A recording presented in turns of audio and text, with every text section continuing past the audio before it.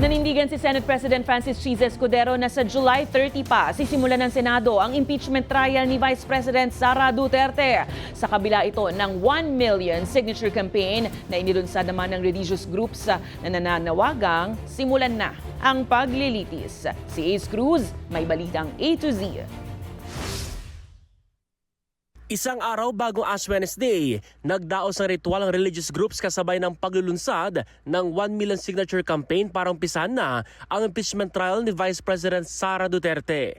Nagsunog din sila ng dahon ng palaspas sa simbolo ng umunoy mga kasalanan ni Duterte.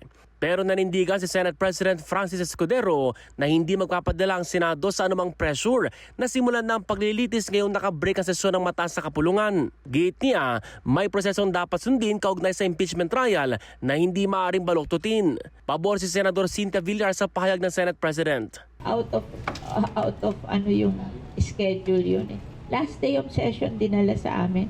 Bigla nilang dinecide na gusto nila mag-impeach tapos kami ang isisisihin nila.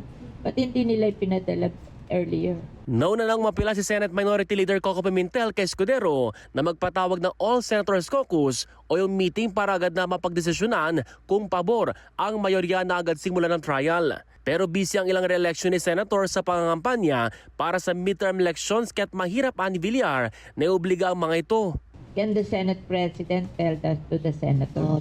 So, Baka sa House kaya kasi meron silang pakinabang. But the Senate, you don't buy the senators. They But have their you- own mind. Sa timetable Escudero na inilabas noong isang linggo, sa pagbabalik sesyon pa lang sa June 2 gugulong ang pag-aproba sa impeachment rules, pag-convene ng impeachment court at pagpapadala ng summons. June 24 hanggang 25 ang pre-trial habang July 30 na gaganapin ang impeachment proper kasama ang mga senator judges sa ilalim ng 20th Congress. Para sa Balitang A to Z, Ace Cruz.